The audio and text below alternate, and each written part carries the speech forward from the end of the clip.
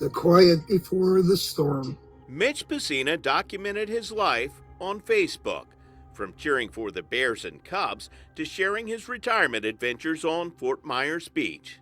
Always had a smile on his face, always a nice guy. Mike Yost was one of Mitch's best friends. His place is like right on the Gulf, basically.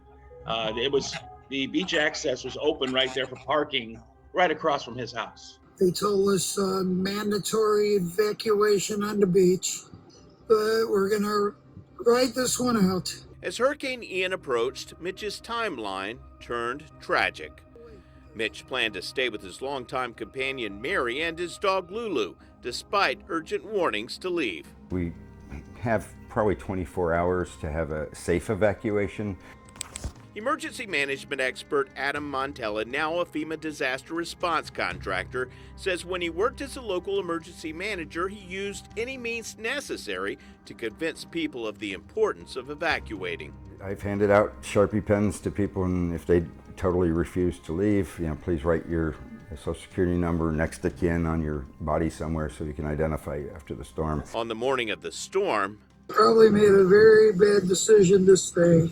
Mitch began having regrets as wind and rain increased. Hours later, Surge is coming in. So when they call for an evacuation order in these areas, you have to leave. You have to listen. You can't outrun water. Never seen a river on our streets. on the other side of the island, Mike Yost hunkered down. It was about a foot, and then it was 9, in a matter of minutes. Wrong decision. So most houses are completely underwater at 15 feet. Even if you're, say, a few hundred yards from the bay or from the ocean, does that matter? No, that surge can come far inland. This ain't letting up yet. If it gets a little higher, they have to go on the roof. Mitch couldn't swim. Because the water just came in over the whole island. In his final video, car alarms go off as cars float by. The front yard is now the Gulf. Mitch's final post said, "Okay, we're terrified."